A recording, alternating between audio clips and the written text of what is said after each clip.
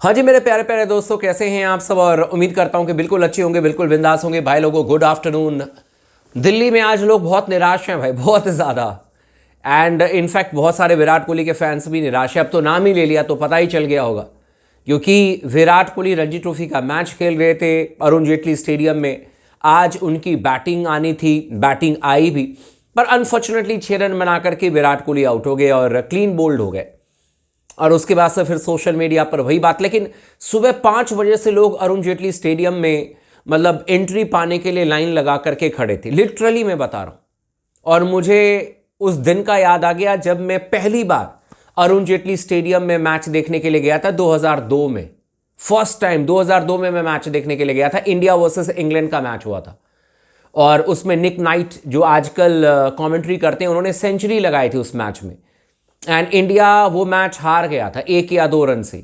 और उसके बाद अगले मैच में मुंबई में भी इंग्लैंड ने इंडिया को हराया था। और उसी मैच में आप लोगों को याद होगा कि एंड्रयू फ्लिंटॉफ ने वानखेड़े के मैदान पर शर्ट उतारी थी, जिसका जवाब हमारे दादा ने दिया था लॉर्ड्स के मैदान पर शर्ट उतार करके। तो उस मैच में पहली दफ़ा मैं इंटरनेशनल मैच देखने के लिए गया था। उसके बाद में बहुत सारे मैचेस देखे, टेस्ट मैचेस देखे, स्कूल की तरफ से जाते थे मैच देखने के लिए। And then India versus Pakistan का भी मैच मैंने देखा था, 2005 में हुआ था या 2006 में हुआ था। वो सीरीज़ हम हार गए थे। तो बहुत सारी चीज़ें अचानक ही याद आ गई कि लोग अभी भी इतने मतलब कि इंथुजियास्टिक थे। सुबह 5 बजे से लाइन लगा करके खड़े हैं। और मैं झूठ नहीं बोल रहा हूँ, जब मैं पहली बार मैच देखने के लिए गया था तो सुबह 3-4 बजे हम पहुँच गए थे। उस समय फ्लड लाइट नहीं हुआ करता था अरुण जेटली स्टेडियम में।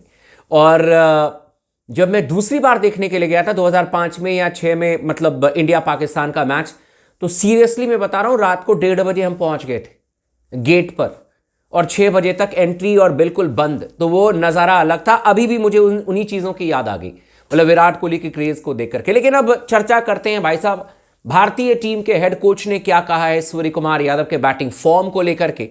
क्या महापरिवर्तन का इशारा कर दिया है, ये भी मैं आपको बताऊंगा।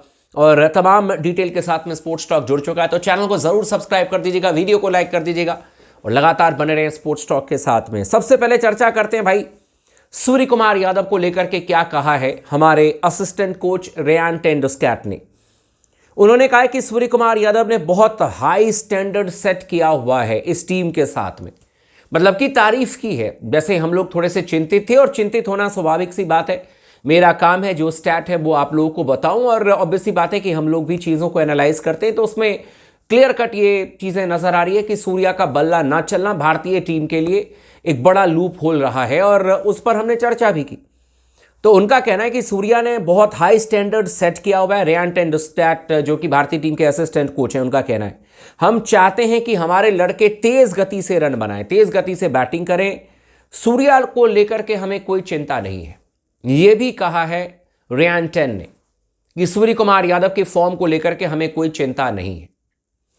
ठीक है, कोच साहब को कोई चिंता नहीं है, लेकिन इंडियन फैंस को तो चिंता है। और कई बार कोचेस इस तरीके का बयान देते हैं अपने प्लेयर को बैक करने के लिए, लेकिन आपको भी पता है, मुझे भी पता है, और सूर्या को भी बहुत अच्छी तरीके से पता है कि उनके बल्ले से रन आने ज़रूरी हैं, काफ़ी ज़रूरी हैं। क्योंकि अगर उनके बल्ले से रन नहीं आएंगे तो फिर एक सबसे बड़ा जो आपका T20 का बल्लेबाज है, अगर वो फायर नहीं करेगा तो फिर आप मोस्ट ऑफ द मैचेस में मुश्किल में पड़ोगे। ये बात बिल्कुल फैक्ट है। इसके अलावा उन्होंने परिवर्तन को लेकर के जो बातें कही हैं, रिंकू के बारे में, रिंकू सिंह के बारे में उनका बयान आया। उन्होंने कहा कि भाई वो कंप्लीटली फिट हैं, ही इज़ फिट एंड उन्होंने कहा कि मैं एक्सपेक्ट करता हूं कि वो पुणे में कम बैक करेंगे। यानी कि जो स्पोर्ट्स टॉक ने आपको कल ही बता दिया था खबर कि पुणे में आपको रिंकू सिंह खेलते हुए दिखेंगे, ध्रुव जुरैल बाहर जाएंगे, और ये खबर ऑलमोस्ट कंफर्म्ड कर दी है भारतीय टीम के असिस्टेंट कोच रेयान टेन ने। उन्होंने कहा कि he is ready to go, he is ready to play in Pune, यानी कि पुणे में खेलने के लिए रिंकू सिंह तैयार हैं। अब रिंकू को किस बैटिंग लाइन पर खिलाते हैं ये देखना थोड़ा दिलचस्प होगा। अगर 7 नंबर 8 नंबर पर खिलाएंगे तो रिंकू उतने शायद फ्रूटफुल ना हो, और जिनकी जगह पर खेलेंगे ध्रुव जुरैल की जगह पर, उनसे सवाल भी किया गया कि यार ध्रुव जुरैल, क्योंकि मैंने भी ये बात कही थी, आप लोगों को याद होगा कि किसी भी बल्लेबाज को हम कह सकते हैं कि यार अच्छा नहीं किया, रिजल्ट हमने निकाल दिया, लेकिन ये भी देखना पड़ेगा कि ध्रुव जुरैल को आपने कहां बैटिंग करने के लिए भेजा। 8 नंबर पर बैटिंग करने के लिए आपने भेजा, और उसी पर उन्होंने कहा कि 8 नंबर पर ध्रुव जुरैल ने बैटिंग की, लेकिन ये स्ट्रेटजी का हिस्सा था। यानी कि लेफ्ट एंड राइट का जो कॉम्बिनेशन है उसके हिसाब से इन्होंने 8 नंबर पर ध्रुव जुरैल को भेज दिया। कई बार लिटरली मेरा दिमाग खराब हो जाता है इन सब तरीके की बातें सुनकर के। लेफ्ट राइट के चक्कर में कहीं ऐसा ना हो जाए कि टेस्ट मैच की तरह हमारी T20 टीम भी बन जाए। बहुत लेफ्ट राइट हो गया यार। अब जो जेन्युइन बैट्समैन है वही राइट है। मैं सीधे सीधे बात जानता हूं, चाहे वो लेफ्टी हो चाहे वो राइटी हो। इतना लेफ्ट एंड राइट कॉम्बिनेशन करते करते पता चले कि यार सब कुछ हम लुट गया हमारा। ये थोड़ा सा कंट्रोल करना पड़ेगा भाई। लेफ्ट राइट बहुत सुन लिया मैंने। वही इन्होंने कहा कि ध्रुव जुरैल को जो हमने 8 नंबर पर भेजा था वो हमारी स्ट्रेटजी थी और ये डिसीजन हमने सिचुएशन को देखते हुए लिया था। लेकिन भाई ये डिसीजन तो बिल्कुल ही उल्टा पड़ा, ना सिर्फ टीम इंडिया के लिए बल्कि ध्रुव जुरैल के करियर के लिए। अब आप उनको कह रहे हो कि उनकी जगह पर अब आप रिंकू को खिलाओगे, 2 मैच के बाद उनकी छुट्टी होगी। पिच को लेकर के भी बयान आया है रेयान टेन का। उन्होंने कहा कि भाई हर मैच में हर कंडीशन में अलग अलग तरीके की पिचेस हमने देखी। जो कोलकाता में मैच हुआ था उसमें ज़्यादा टर्न नहीं था।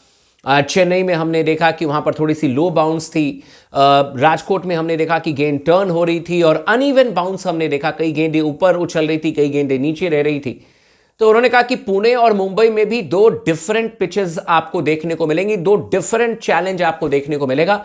लेकिन उन्होंने एक वर्ड यूज किया कि एडेप्टेशन, यानी कि भारतीय टीम के बल्लेबाजों को अडेप्ट करना होगा, भारतीय टीम के गेंदबाजों को अडेप्ट करना पड़ेगा इन कंडीशंस में कैसे खेलना है। अगर वो अडेप्ट कर गए, अगर उनको समझ में आ गया तो फिर बहुत अच्छी बात है। और मैं इनका भी इंटरव्यू देख रहा था, अपने एक और असिस्टेंट कोच अभिषेक नायर का। उन्होंने भी यही बात कही। उन्होंने कहा कि भाई Indian batters versus England bowlers, ये इनका बयान था अभिषेक नायर का। और मेरे ख्याल से उन्होंने हालांकि नाम भी लिया, वरुण चक्रवर्ती का नाम लिया और रवि बिश्नोई का नाम लिया उन्होंने, अक्षर पटेल का नाम लिया उन्होंने। तो मेरा ये मानना है कि हाँ ठीक है, Indian batters versus England quality bowler आप कह सकते हैं और उनकी गेंदबाजी लाइनअप अच्छी नजर आ रही है, इसमें कोई शक नहीं है। प्रॉपर गेंदबाज हैं उनके पास में।